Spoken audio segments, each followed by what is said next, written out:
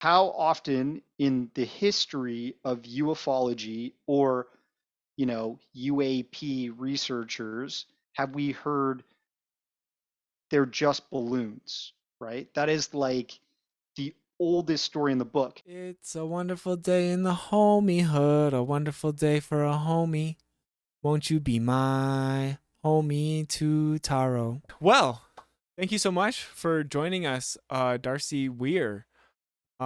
Darcy is a documentary filmmaker, and my friend said that you are a UFOologist.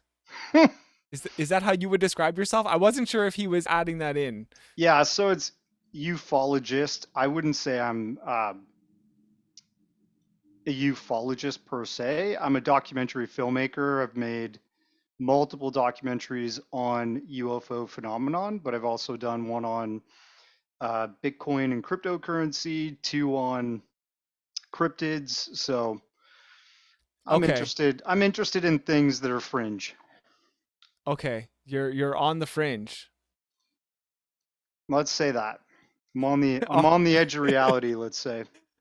Okay, okay, cool. Now, I know that there has been obviously a lot of unidentified flying objects in the sky, but there's also a new term coming out that's becoming more popular called UAP.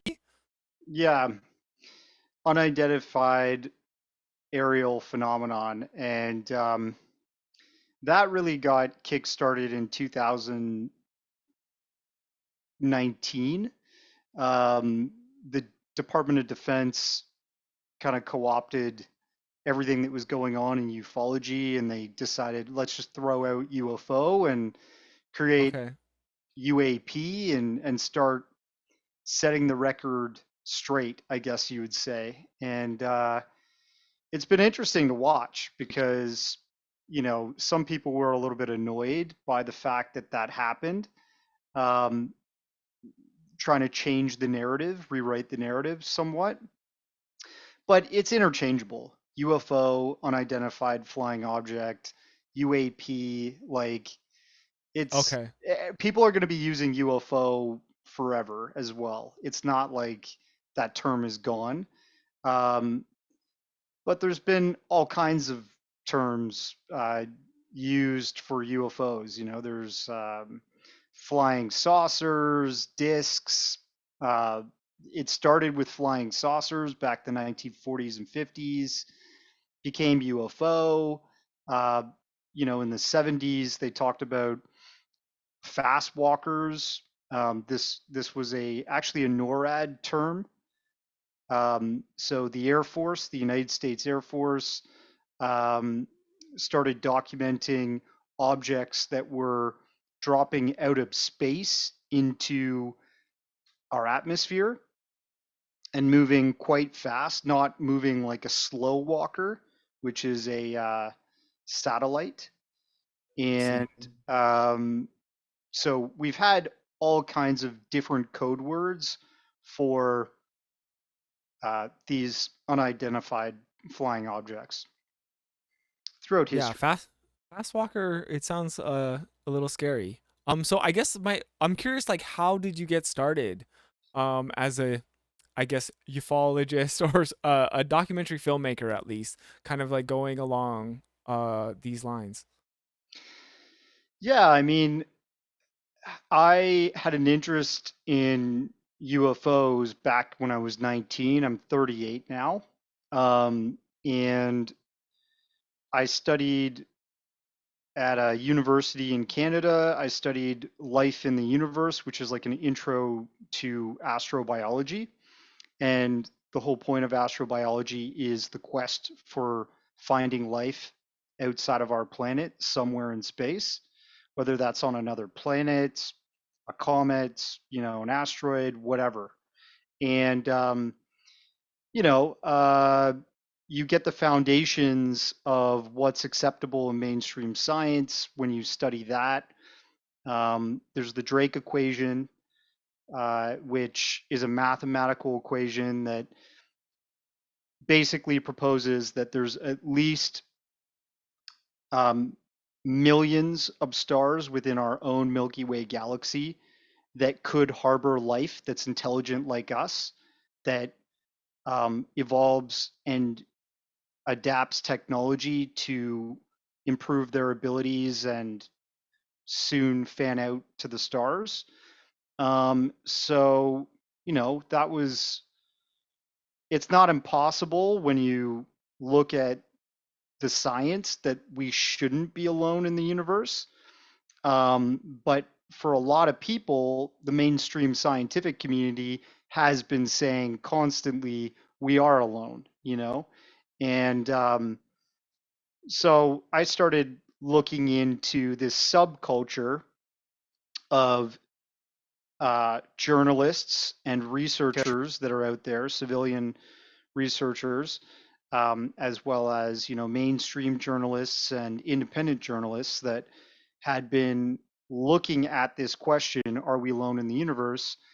And if they were finding hints that people were saying, "No, we're not," um, and we are being visited, but that information's being suppressed from the general public, that's where I started to get interested and, at an earlier age, documenting these stories, uh, and eventually making my very first documentary, um, and eventually finding professional distribution for my documentaries and getting these onto streaming platforms and different channels and into film festivals and stuff like that. And um, now that all that's said and done, I'm pretty much like, I've been doing this for over 10 years, and the documentaries I've made counts up to about 13 feature length films. And I guess I got into this really in the woo side of things, like the really exciting um, kind of impossible claims that were made in regards to this history of UFOs. And Okay. then after, you've been in this research field for a long time and you've been meeting all kinds of interesting people, you start to reshape your thinking. And at this point in my life, I a lot of my productions tend to be a little bit on the conservative side when it comes to possibilities of what is happening in terms of the UFO subject or a cryptid subject or even cryptocurrency. So um, I guess I would say I've learned from my earlier productions, and I'm trying to put together some more like responsibly, ethically responsible films in terms of posing this question in a more realistic way. Okay, yeah, sure. So, in a way, are you trying to say that you're not as like sensational with the way you're documenting things? I mean, sometimes there's a bit of sensational uh, information that's being produced and put out there with my documentaries, right? Because Okay. that is actually mirroring what people believe Right. Yes. in this whole research field, in this phenomenon. There's all kinds of people coming forward and saying different things. Some of it is substantiated, some of it's not, some of it actually is backed by facts. And some of it is uh, pretty much individuals' experiences that can't be backed by any facts. So you Right. have a bit of sensationalism there, but you also have all kinds of factual information for certain types of things within this field. So, and then even if you do have substantial facts to back events or UFO um, historical occurrences, Hmm. there's tons of people on the debunker or skeptic side that will throw mud at that argument, right? And I think Okay. um, that you have to have that to sort of come to this synthesis in terms of our understanding of what's going on, of what is truly happening. But you also just sometimes have so much mud being thrown, it can get in the way of the truth as well. So it's interesting to see how everything is going down right now. And ufology, if you go back like 20, 25, even previous to that, there's been so many claims that have been made that were just not substantiated with any basis of truth or facts. And that really muddied the water too.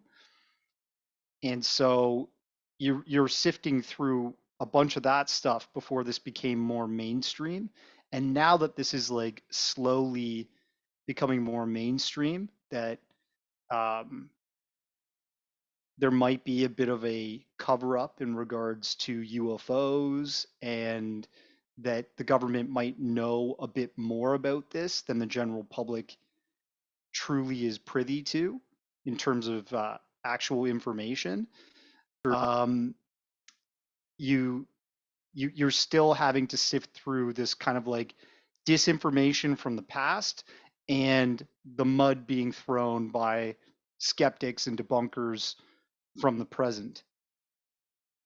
So it must be confusing for people that are new to this and don't understand anything about this. Um, but it can be equally confusing to even people like myself who've been watching this for a while. And there's people that have been watching this longer than me, and seeing the whole story grow. Um, and yeah, I'm sure they're some of them are pretty disappointed. Some people are just interested to see where it goes from now. Yeah, and I mean, I feel like it's almost commonly accepted that alien life exists, or at least it's very likely that it exists. I feel like it's something that maybe used to be considered a conspiracy theory, but now with modern science and just the pure numbers game of the universe, there's probably something out there. But I think it's maybe a different question, right? When it's like, have they made contact with us? And what do you think, or at least what are some of the theories as to why governments would want to cover up contact if it has been made? Well, I think the one of the more acceptable theories here is that we did make contact in the past in a very covert way through our military, and possibly a president or some kind of political official from the government. Um, we made that contact earlier on, like say possibly in the late 40s or 50s, and because the world really just wasn't ready in terms of consciousness, technology, that wasn't brought to the masses because it would have caused a bit of panic at the time. It would have disrupted maybe economic forces that were just getting underway. It would have messed with globalization, which was just underway. Um, and so that's like kind of one of the mainstream theories as to why there might have been contact in the past, but that was covered up and not disclosed to the public. And we're getting to a point now where, AI is becoming integrated with so many different facets of our everyday life. We're connected at an astounding rate in terms of like this global village effect. We can communicate across the planet with voice and video as if we're sitting in the same room. Um, NASA is really finally getting behind a mission to take man to Mars and set up bases on the backside of the moon and all this stuff. Um, and we've heard about this so many times in the past, but it seems like it's actually becoming a reality in terms of space exploration in the public. And this all kind of what I'm trying to say is we're catching up technologically to and our consciousness in terms of what is possible is catching up to a reality that we might not be alone in the universe.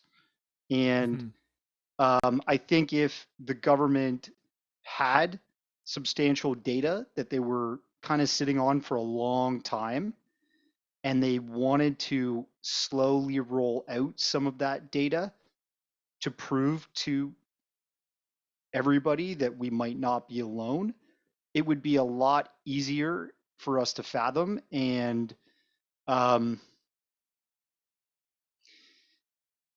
it just would be a better time to do it now than, say, the 1940s, 50s, that type of thing, when we're still just,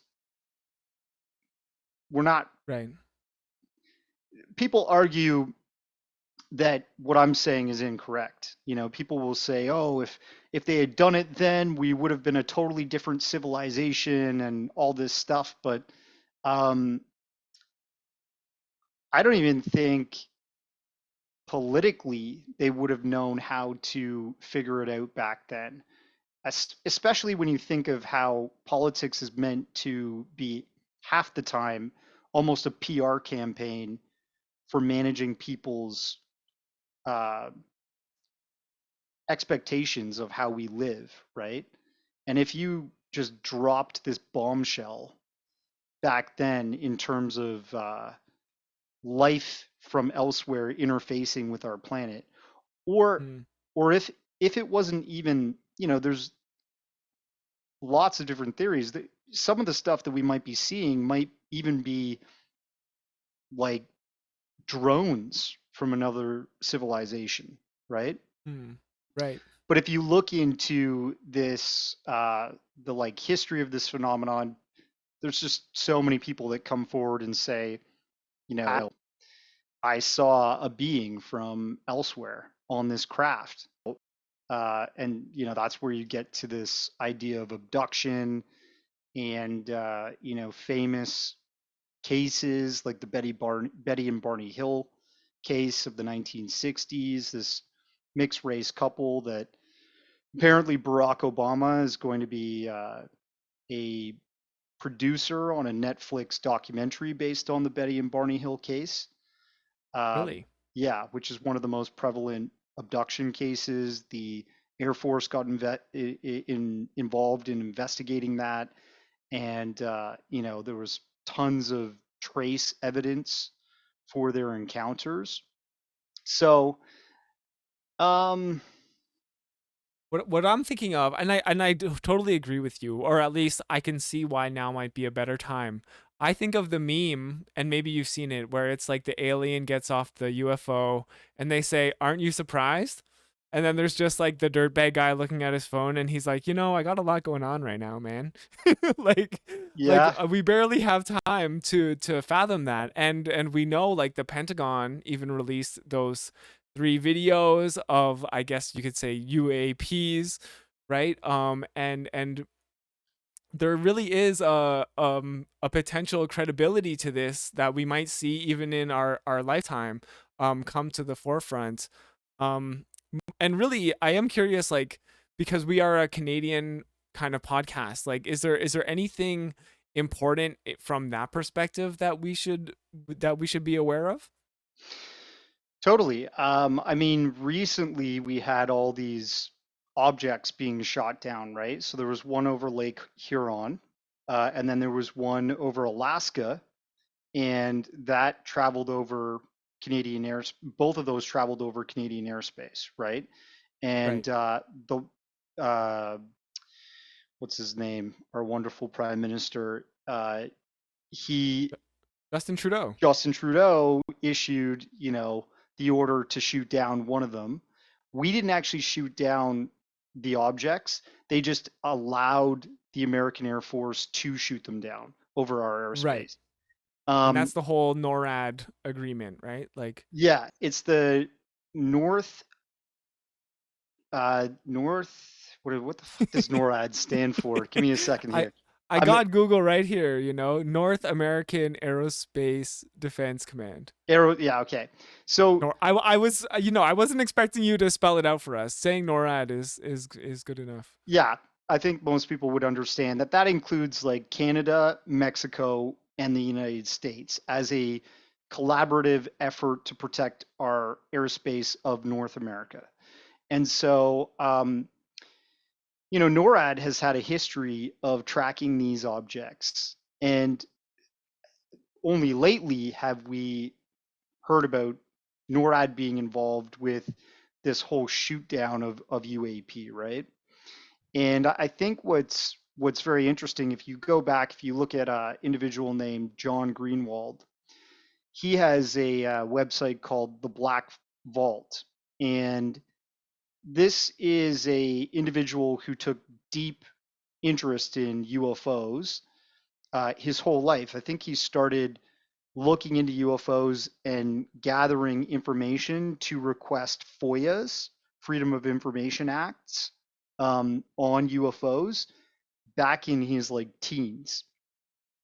And so if you look at him, one of the big sort of bombshell events in terms of his research history into this phenomenon was when he contacted NORAD, and he made FOIA requests, and they released to him tons of documentation regarding UFOs in Canada that were picked up by Canadian airspace detection monitors, whether that's like radar or satellite systems that are connected to the NORAD system. And so Canada has a history and has taken part in researching UFOs on behalf of the NORAD agreement. And back that term I talked about earlier, fast walkers, it sounds kind of scary. That comes from NORAD, right? And and I think the fact that right now we had the balloon shot down on the East Coast, I think it was the North Carolina, that we fetched that Chinese spy balloon. Yeah. But then you have Lake Huron, Alaska, and there was one other that even Mexico detected, right? The two UAP, the one that was shot off of the coast of Alaska, shot down, and then the one that was shot down in Huron, um, that both of those objects were not recovered. So, Yes. but they said that they were balloons. How often in the history of ufology or UAP researchers have we heard they're just balloons, right? That is like the oldest story in the book. For example, the Roswell, New Mexico crash that happened in 1947, they first came out to the news to what is it? The Associated Press, right? The Air Force admitted we have recovered a crashed flying saucer. And then the day after, they retracted that statement and they said it was a shot down, it was a high altitude weather balloon. Okay, their own. Why would they do that, right? It was just a sort of a mistake in judgment and the starting of this PR exercise to keep this information to themselves and not disseminate it till they were ready. And so um, I still think that whatever was shot down over Huron and Alaska that they hadn't recovered, I think they possibly are still looking for it, and saying that they were both balloons was just a cop out to get everybody's mind off of it. That's my opinion. Just It based on yeah. previous history's behavior, right? Okay. I mean, and it certainly would be convenient for that Chinese balloon, which China did claim as their weather balloon that did fly off course, and it was probably a spy balloon. Um, it would be convenient for those other incidents to happen, like the days or a week later, and then it'd be like, oh, balloons, balloons, balloons, and that's all we really heard about this, and they were all kind of also beating the drums of like China bad as well, Of course. which is a theme that has been going on now for like, well, for years and years, but in recent media times, it seems like they're really escalating that narrative. It's hotter than ever, like it's a lukewarm war. It's not a cold war like we used to be in, right? It's really hot. And think about it this way: if you're the military, if you're the intelligence agencies of the United States and their partners, Canada and Mexico, and you start noticing these objects flying over areas that you don't want objects to be, so military installations, uh, nuclear missile silos, and stuff like that, and you want to go after those, but at the same time you want to throw the mud in the face of an enemy, you announce a balloon that you're going to shoot down and say, hey, these guys are bad. And then you go after the other objects and say they were just balloons. And we didn't get anything. Yeah, that is I guess that would be a convenient narrative, especially because it kind of came out like, oh, well, China uses these balloons all the time. The Yep, US uses these balloons all the time in China and Russia and like everywhere, and like they could literally just be like, oh, well, there's a balloon. Let's manufacture this narrative and then do what we want with, I don't know, these other things. It pretty is much. certainly possible. Yeah, and I guess like it is really weird, and but it is also kind of like mind-blowing to think when you watch those videos. I watched them leading up to this interview from that the Pentagon released like over a year ago now. Mhm. Like it seems 2017. like, oh, 2017. Oh my goodness, is Are you time talking really about moving the Tic Tac fast? UFO and the Nimitz UFO, the Go Fast Gimbal UFOs? Are you talking about that? I think I'm talking about the Tic Tac. Yeah, the one that's being filmed in FLIR and it's kind of like rotating and you hear the Yeah. pilots going, look at that, dude. What is that? Yeah, that's the one. Yeah. Maybe they were taken in 2017, but they didn't release them until more Well, no, recently, right? um, the videos were actually taken in like 2004, but they were released recently in 2017. Okay. Yeah. Oh my goodness. So those are really old videos. And I mean, when you look at those things and you think, oh well, do you think if Russia and China had that technology, um, do you think that they would be sending weather balloons to spy on the US? I don't know. Yeah, I think that's kind of like the way that people have been debunking that this is a foreign adversary's arsenal taking a look at us and playing with our fighter aircraft. Basically, like if you look at the Tic Tac UFO incident, for example, uh, Fravor and another pilot they were circling that object, right? Female pilot, I can't remember her name is, but they went first of all, there's radar contact data, right? So they had found this object and they said, we got to send you out to check something out. So they sent the two pilots out, two aircraft. They found it, right, hovering down by the ocean. And they also stated that while it's hovering down by the ocean, there seemed to be another object actually sitting within the water below the surface of the ocean, causing turbulence to the water. So this is what they reported with their eyes, right? This is what they saw when they found this Tic Tac object. So they start circling this object, and at that point, they watch the object bounce pretty much, like almost immediately fly up to their altitude. And at that point, soon after, it ping ponged around their aircraft within the sky.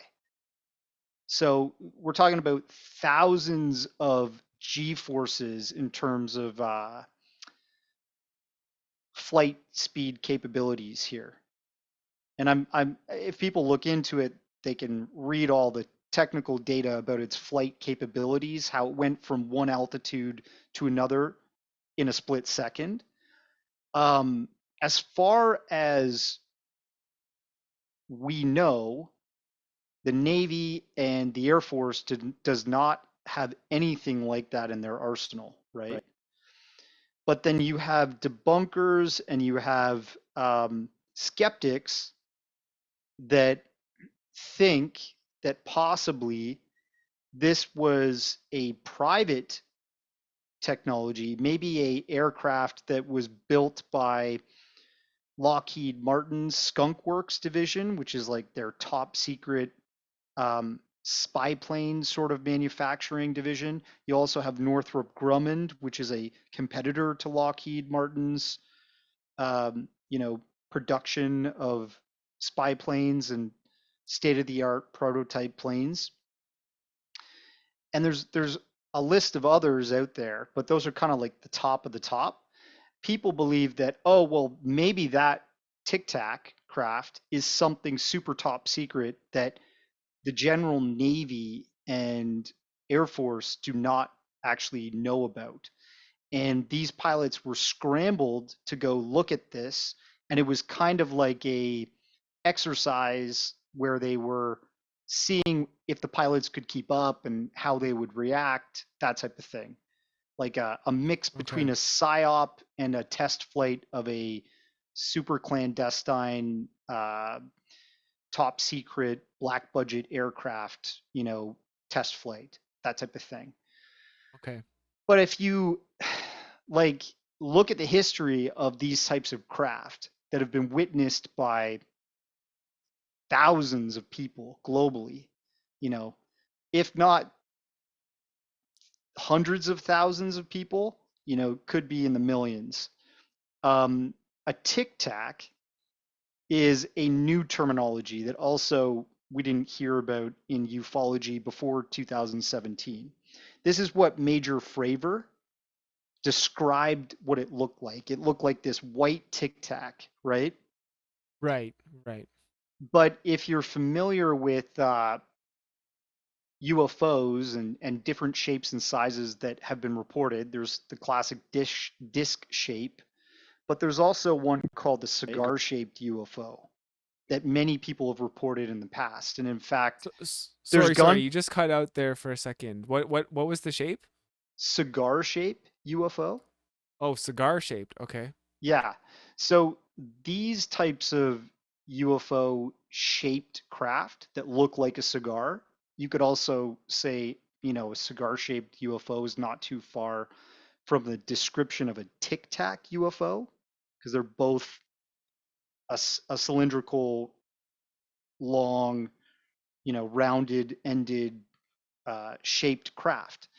And cigar shaped UFO, like we have gun cam footage from, I believe it was an Israeli incident where a MiG was flown to intercept one of these craft in their airspace. A pilot tried to shoot it down. It quickly sped off and evaded them. But you can see in this old gun cam footage what looks like this sort of cigar shaped craft just cruising along and then taking off out of sight.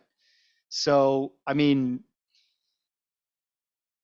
Tic Tac is just the new terminology. UAP is the new terminology, Yeah. but we've had a history of scrambling fighter pilots to try and intercept these things for many, many decades now. And so, yeah, with the Tic Tac UFO incident, you know, you have confirmation of past UFO incidents that seem to fit a similar shape and description of their maneuverability. Um, and back then, as far as I know, like in the 1960s, I don't think we had anything like that in our inventory either, which makes one lead to believe this is no foreign inventories nor American inventories. But I've talked to researchers that say that's not true. Um, there was designs in old Lockheed patents that look like they were trying to build something that looked like a Tic Tac, you know, like a submarine that could fly in space and air, airspace and outer space. But it doesn't, just because there's a patent for something doesn't mean that we actually physically got it able to operate and were test flying it, and you know as early as late as 2004, uh, spoofing and messing with the Air Force or the Navy off the coasts of the United States. It does sound really expensive. I think it might cost a lot of money to develop something like that and then to never attempt to commercialize it. Or I would be surprised if Ukraine started asking the US for a tic tac to help them in the war efforts. Yeah, I mean, the argument people will make against that is a um, the United States military has a budget annually in the hundreds and hundreds of billions. So I think under Trump they raised it to around 625 billion for that term. Okay. You can get a lot done with 625 billion, right? You could probably build something, you know, and especially if you think about the decades that have gone by where the American military has had access to trillions of dollars, essentially, right? Trillions upon trillions of dollars in defense budget spending. And their accounting practices are such that they could say legally that they spent hundreds of millions of dollars on loaves of bread, and that gets signed off and no one really chases that up, when really that hundreds of $1 million went towards some kind of black budget project. And if we had committed the same accounting practices, you and I in Canada, or as a civilian in the United States, we'd be thrown in jail real quick, right? So the Americans, the military has that ability. Not a lot of people know about that. And then the other thing is, um, what was the last thing I was going to say? If you think about these craft and not using them in the public, hence, or in other words, the Navy having a bunch of Tic Tacs sitting on their aircraft carriers' flight deck instead of, um, F whatever F4s or whatever the hell they got now, right? Sure. Um, well, people are going to say, what is the propulsion system for that, right? Like, is that running on fossil fuel or hydrogen, or like what is allowing a craft like that to shoot from sea level to like the altitude of 60,000 feet or something, and then ping pong around the sky while you're just slowly completing circles with your fighter jet, right? That's got to be a totally different propulsion system. It can't be gas. It Yeah. can't be. It can't be your typical propulsion system, a combustion engine, in other words. And so there are people that debate, well, we have had other means of energy at our disposal for a long time, since the days of Tesla, so close to 100 years. But all of that type of technology is hidden from the public to keep a certain economic paradigm going, which is the fossil fuel industry, and which employs lots of people, keeps a lot of jobs going, and if you control the money that way, if you control the dollar by backing it with fossil fuel energy, um, in other words, some people call the US dollar a petrodollar, right? Well, then that type of technology really would have to be kept under wraps because people would say, well, why aren't we flying Tic Tacs to school? Why are we getting on a bus and using a diesel engine or whatever? So I don't know. That's kind of like one of the major themes in ufology is like don't trust uh, the don't trust what's accepted as like normal energy use. Like don't trust the energy that we've been using for the past 100 years because there's something out there that's being hidden from the public. Don't trust that we're not alone in the universe because there's been all kinds of these strange things that have happened in history that point out that something else is interfacing with our planet and it can't be us. So those are kind of like the major themes right there that a lot of people debate. Yeah. Okay. Yeah, and I can see how there would be competing theories as well, especially when all of this is so difficult to get to the bottom of. Um, I'm wondering, as like a filmmaker, have you ever encountered a story and went to yourself like, "Oh my God, that's that person's just lying," or like they've just completely like made it up? Yeah, I mean, like many times. For example, the very first documentary I ever produced, uh, I just put on YouTube for free. It was really low budget. I had no budget, and I just made it for the passion of telling a story. It was about this guy named Phil Schneider, and he claimed back in the day, in the 90s, that he was a geologist and essentially like an engineer helping build these deep underground military bases for the American military. And he said he worked at this one site called Dulce, New Mexico, which is a Archuleta Mesa in the middle of northern, right at close to the border of Colorado and Nevada.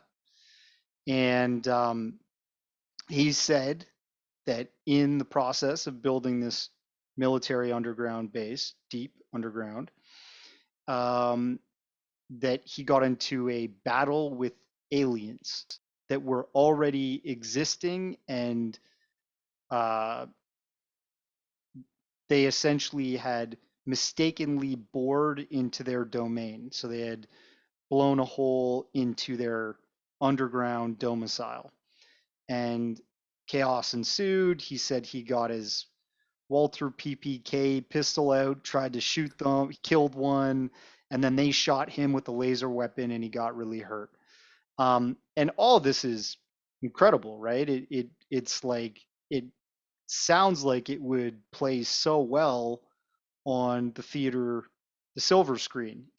If you're thinking of some kind of like James Bond type character that has to um, carry out this battle underground with these mysterious aliens that have been living here underneath the surface of the earth for maybe a long time, right?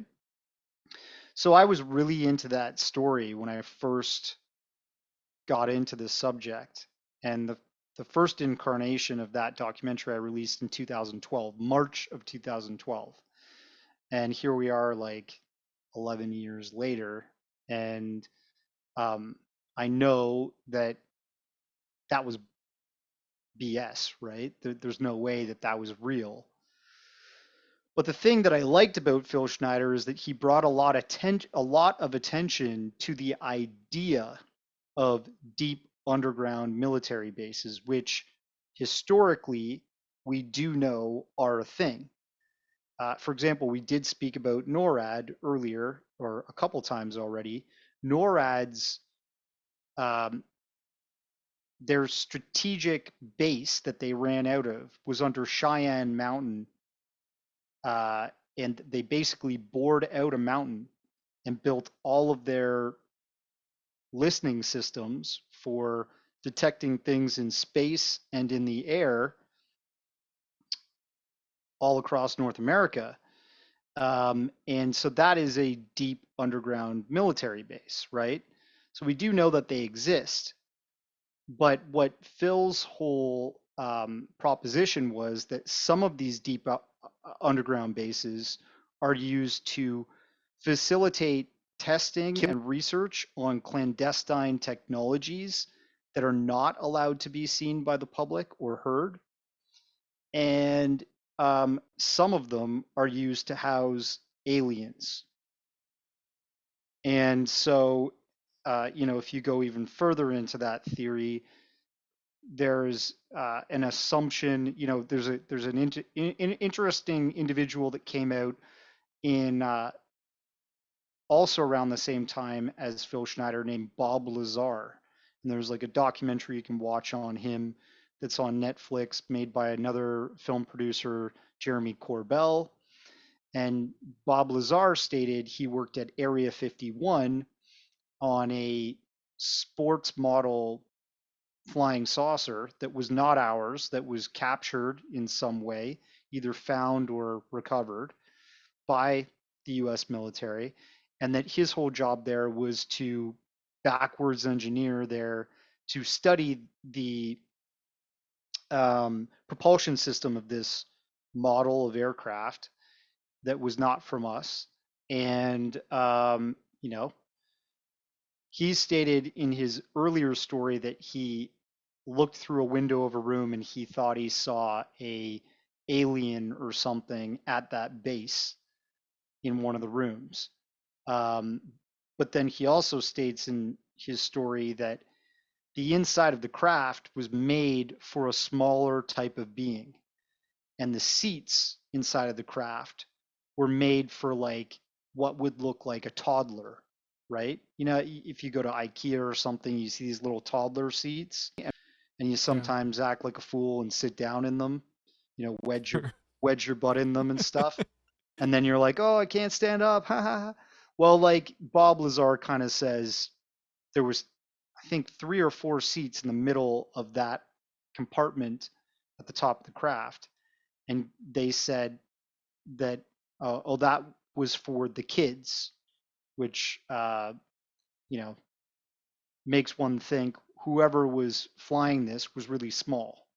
And I'm not saying that I fully 100% believe Bob Lazar's testimony, but it's part of the lore of ufology that we've recovered craft that sometimes came with beings, dead or alive, Mm. and that they would be taken after we recovered these things, both the craft and beings, to a very clandestine and secretive place, which would be a deep underground military base or some kind of military base. Like people say, oh, maybe they took the bodies from Roswell, New Mexico to Kirkland Air Force Base or Edwards Air Force Base, that type of thing. And these places may even have underground facilities below the above ground hangars that we see when we're driving by, or we get some aerial shots of these installations, whether that's satellite or some kind of plane. So I liked the idea of deep underground military bases, and I liked the sensationalism that came from Phil Schneider. But as you get further into this subject and you mature as an individual, you start to realize, okay, that's not real, you know? And so that's what I'm able to do now. I'm able to be skeptical and tell people don't believe everything, but there's something going on here. Okay. Do you ever worry that like, that these are conspiracies? Do you consider yourself a conspiracy theorist, or that word conspiracy theorist has in a way kind of like changed over the years as well. I think we used to think of people like in tinfoil hats who believed in aliens, and now while we kind of all believe in aliens in a way, or at least the possibility of aliens, and we think of a conspiracy theorist as someone who does believe in aliens but might not believe in COVID-19 or something like that. So I don't know. Like, do you ever worry that by highlighting these things that people might go down the wrong rabbit hole or something? Or how do you kind of like take responsibility as a filmmaker for anything like that? um, I think that you can't necessarily tell people what to believe, and you can't control where somebody's going to go with a narrative. I use speaking engagements like this to correct the record on certain things that I've proposed in the past. Hmm. And I ally myself with people that I think are very logical and can pose a very logical theory as to what is happening in terms of ufology or anything that I'm documenting. So, Yeah. talked about doing a cryptid documentary. There's many people that believe that cryptids are aliens that can step through, and let's say, for example, Bigfoot. People say that Hmm. they are like beings that can open up portals and jump through dimensions and stuff like that. And I'm not really, I don't believe that. Any documentary, Okay. any documentary that I've produced, I know it's very bizarre, but if you go down the rabbit hole and you look into the idea of Bigfoot or Sasquatch, you're going to get there real quick, Danny. There's going to Yeah. be people professing that they saw a creature appear as if they came through a portal and blah, blah, blah, right? Okay. Yeah. Any of the stories that I've focused on seem to allude to the idea that this is a flesh and blood creature that um, may still exist from a prehistoric time in scarce numbers, right? So, and we have a very large fossil record of other hominids that are much larger than us, that have ape-like features that were said to exist up to 200,000 or 150,000 years ago.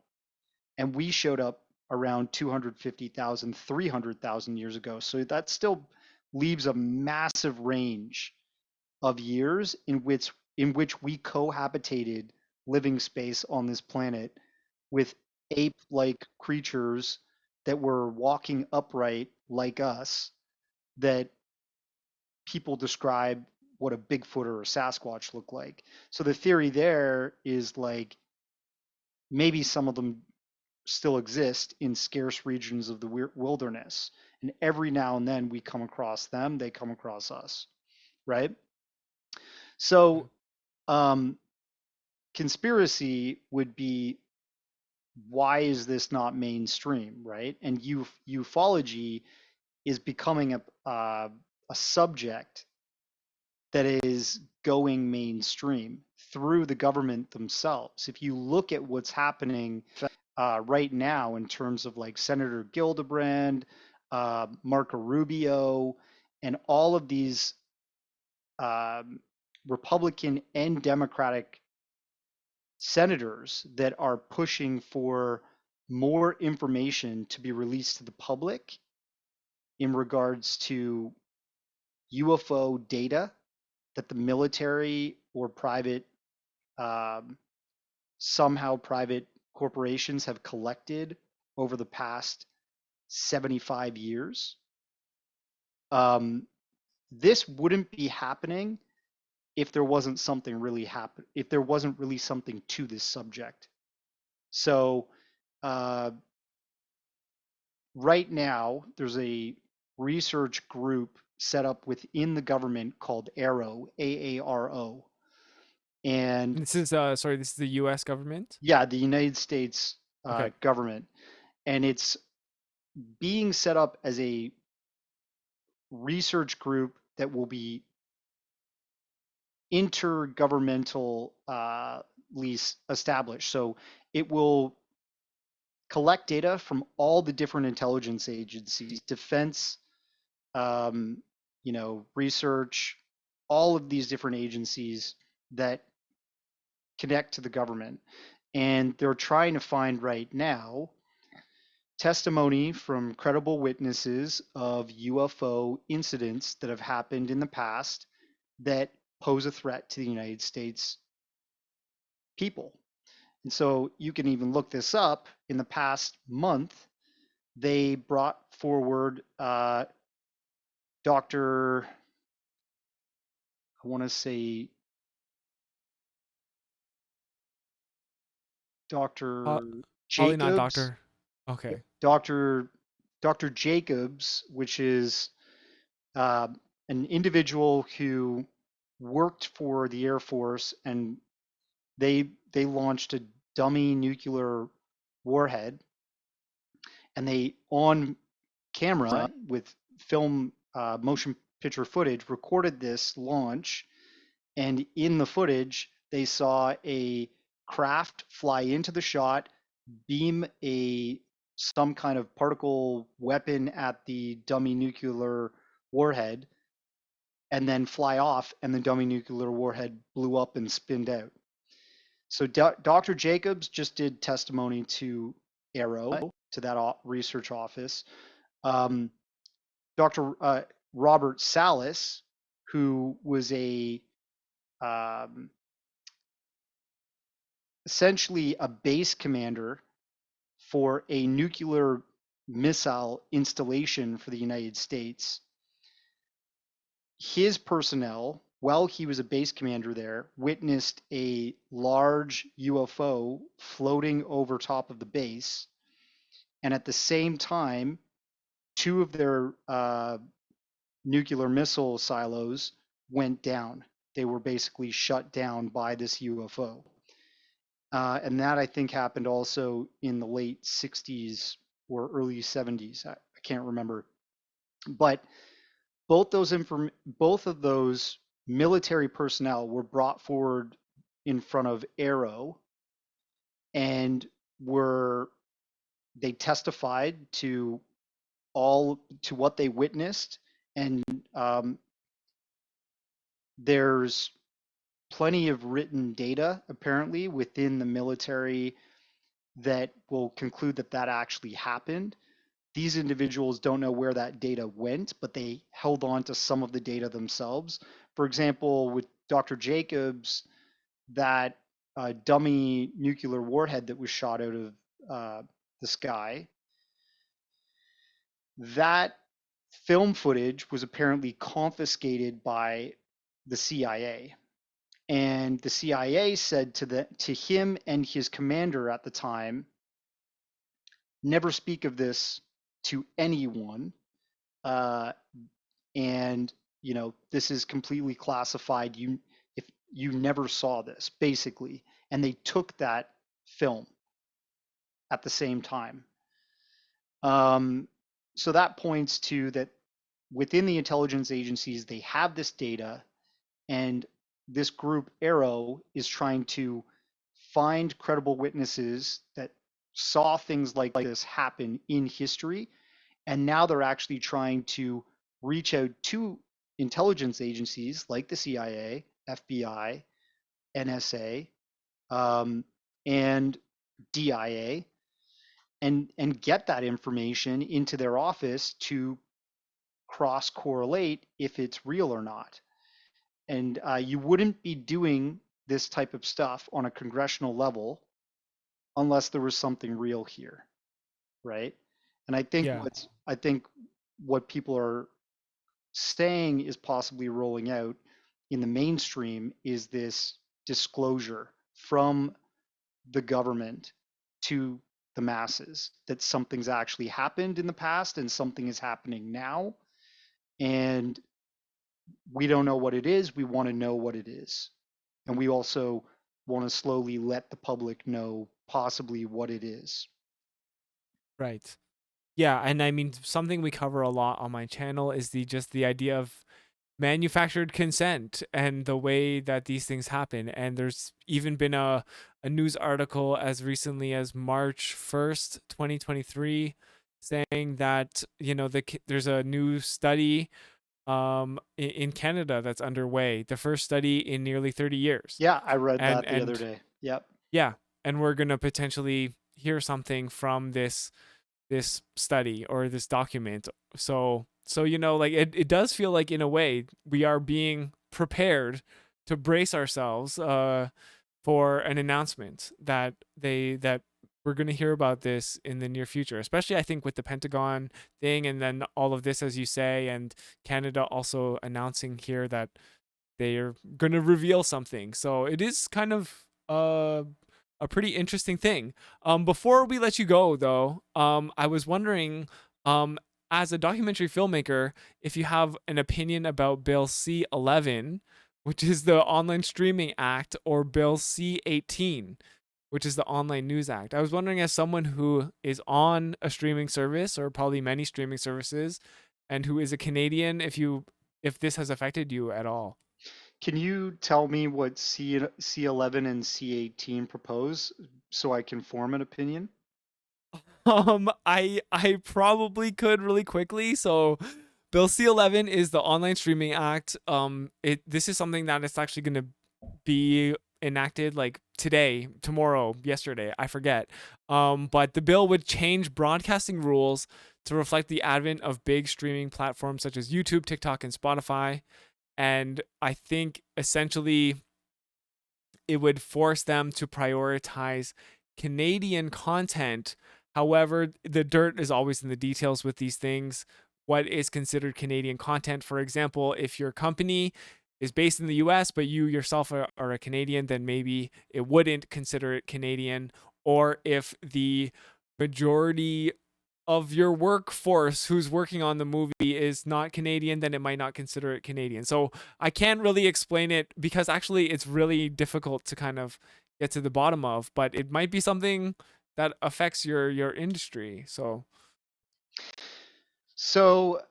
um, my opinion is that Canada sucks when it comes to allowing content creators like myself get their content to other Canadians. A lot of Okay. Canadian content is produced for like CBC or one of these broadcast mainstays that have been in our country for a long time.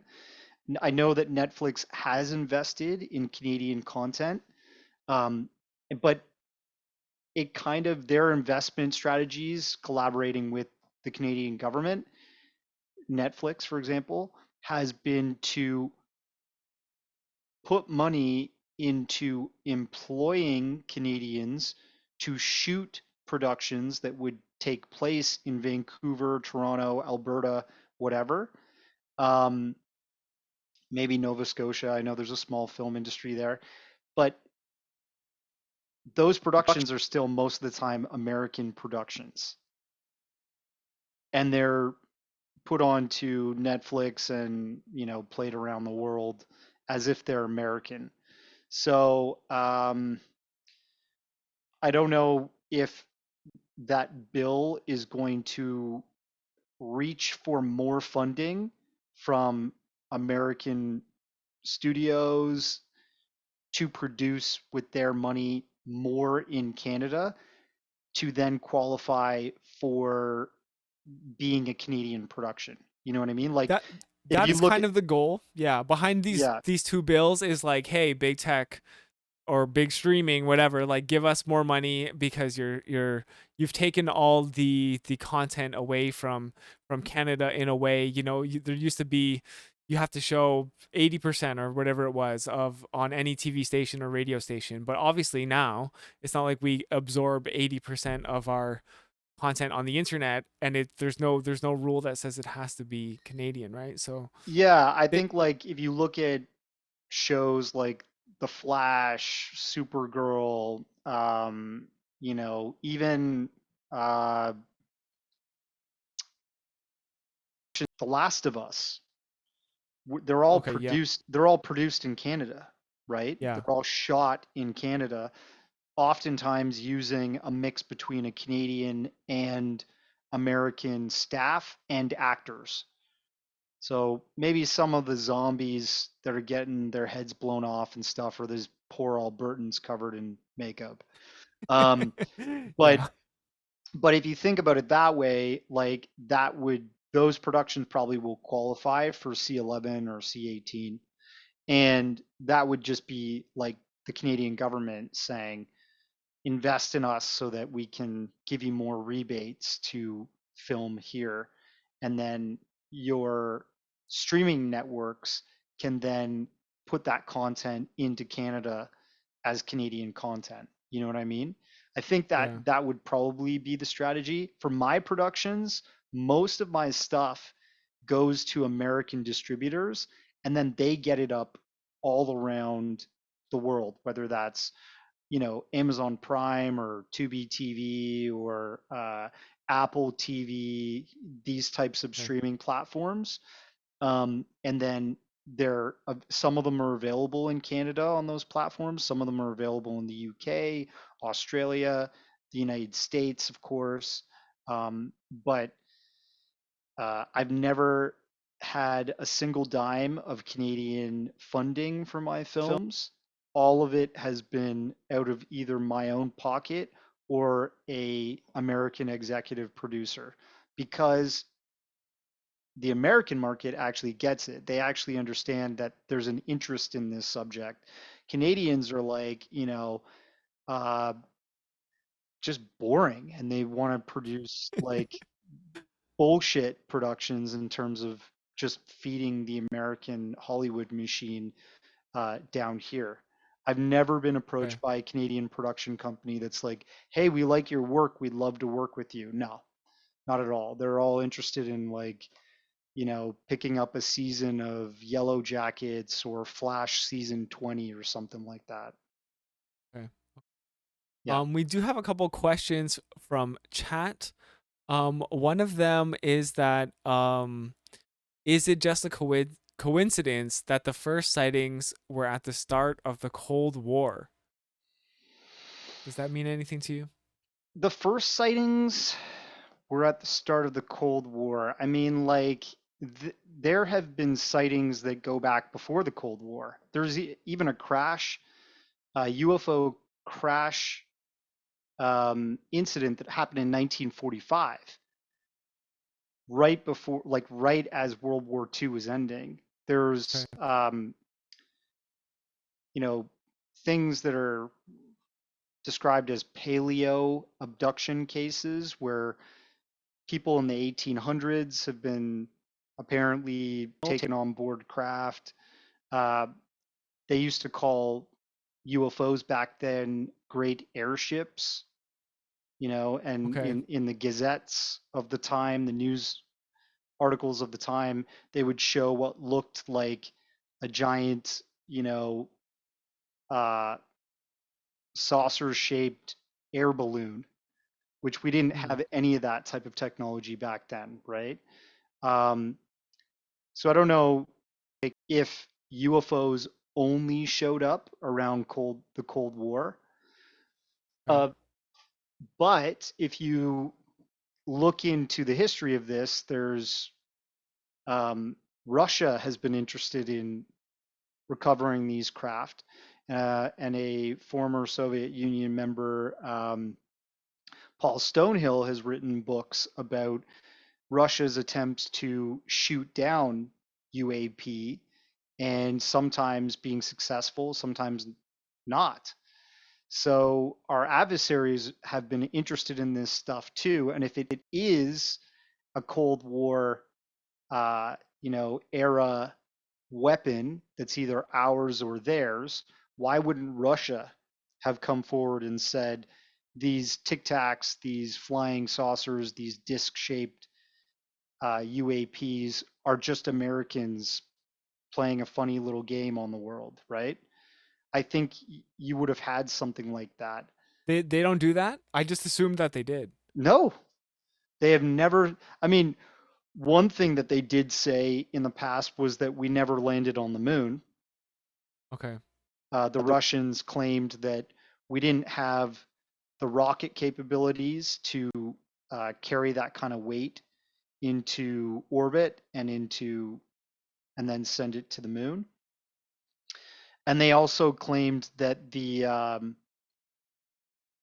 Van Allen radiation belt that's between Earth and the moon is such that if the astronauts were in fact inside of this uh, thin aluminum shield like craft traveling from Earth to the moon, and they went through the Van Allen radiation belt, that it would have essentially fried every crew member in there and killed them from so much radiation. But I think that some of that has to do with Russian propaganda. I do believe we landed on the moon. I do believe that there's plenty of evidence that we did. I think that some of the stuff that came back from the moon missions was censored from the public. But I think the reason why Russia would have ran a campaign to say, oh, the Americans never went to the moon was to defame the Americans and to um, drum up conspiracy and distrust from their own people against their government.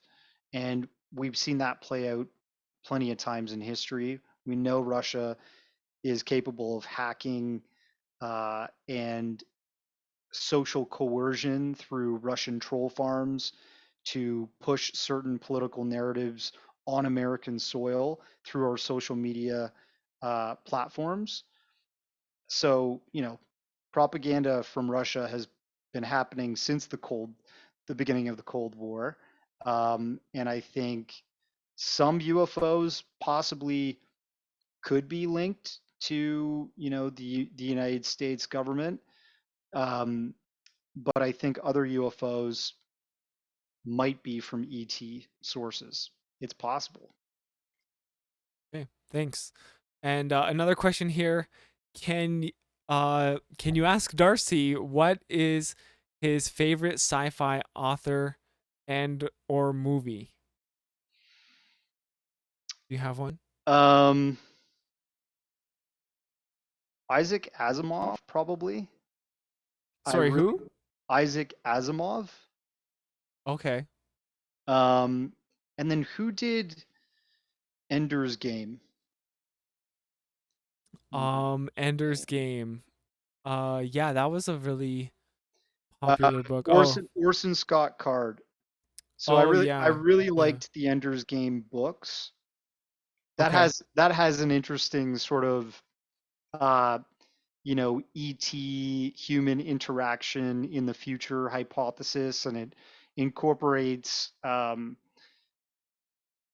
It doesn't really incorporate AI like the way that Isaac Asimov would have written about it, but it incorporates drone technology the way that we're probably going to go if we go into space. We probably will have drone crafts that will be fighting battles for us or, flying crew members and personnel to Mars, that type of thing. I think right. that Ender's Game has like really cool um, ways of interpreting practical science into space travel and confrontations in space and stuff like that. Really cool. Um, and then my favorite science fiction movie. um, I don't know. There's so many, but Okay, how about along maybe a different line of thinking is like, what do you think is the most accurate depiction in popular culture of potential aliens or you know two kind of different questions there, but Yeah, I think well, we just lost my video Oh, there. It's yeah, all we good. almost made it to the end. It's all good. I just listened to my voice. So Sure. I think a lot of people, if you look at the X-Files, that famous TV show, many depictions of gray aliens have been used throughout that series.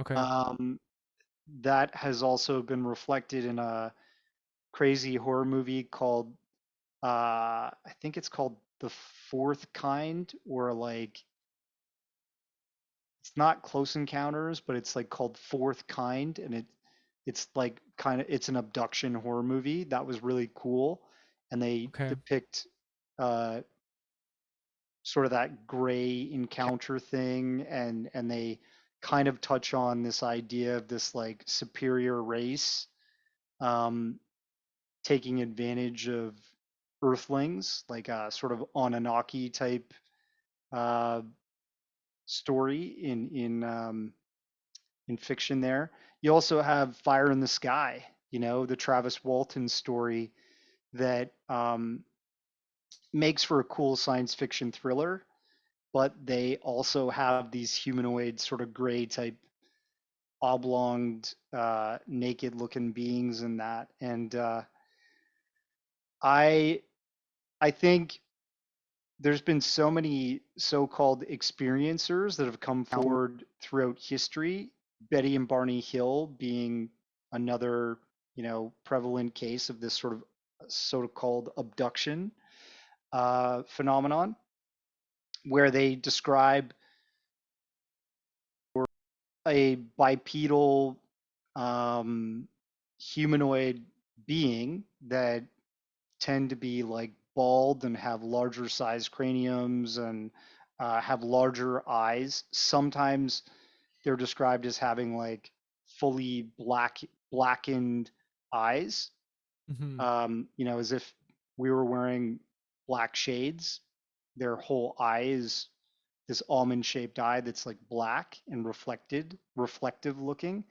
And then other people describe beings that have the same sort of anatomy but have larger eyes that have a iris and a color to them. So it makes one think that maybe we're dealing with multiple like extraterrestrial beings, or there's a guy named Michael P. Masters who theorizes that maybe some of these things that we're seeing are humans from the future, like really distant future, that are traveling back in time with craft that are technically time machines, and they're interfacing and they're abducting people and they're examining our anatomy and our bodies or whatever, um, for science that could be applied to the future. I don't know. But these are theories that are out there, right? And then people will even say, well, in order to travel from one star to another, you're already dealing with time travel. Right. True. True. Yeah. All right. Well, thank you so much, Darcy. I really appreciate you taking the time to talk to us tonight. Yeah, no, it's been fun. Nice to meet you, Danny, and hope everybody's enjoying 2023.